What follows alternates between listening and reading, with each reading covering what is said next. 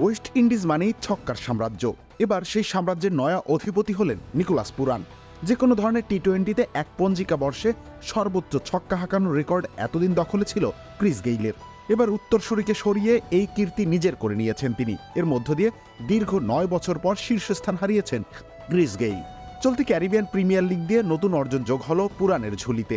Trinbago night রাইডার্সের হয়ে গত 31 August Saint Kitts and Nevis প্যাট্রিয়টের মুখোমুখি হয়েছিলেন তিনি। এই ম্যাচে মাত্র 43 বলে 97 রানের ইনিংস এসেছে তার ব্যাট থেকে, হাঁকিয়েছেন 9টি ছক্কা।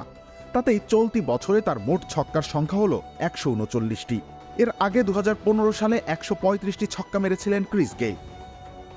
এছাড়া 2011 সালে 116টি এবং 2012 সালে 121টি ছক্কা মারার কৃতিত্ব রয়েছে তার। সেজন্যই বোধহয় ছক্কা মানব বলা হয় তাকে।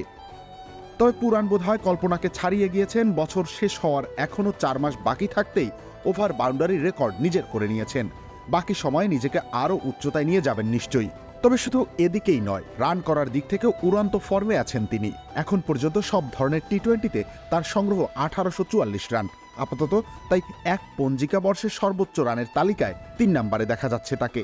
তবে এই বাহাতি যে আরও উপরে উঠবেন সেটা নিশ্চিত প্রায়। 2022 সালে অ্যালেক্স হেলস 20 ওভারের ফরম্যাটে 1946 রান করেছিলেন। এর আগের বছর মোহাম্মদ রিজওয়ান 2036 রান করেছিলেন।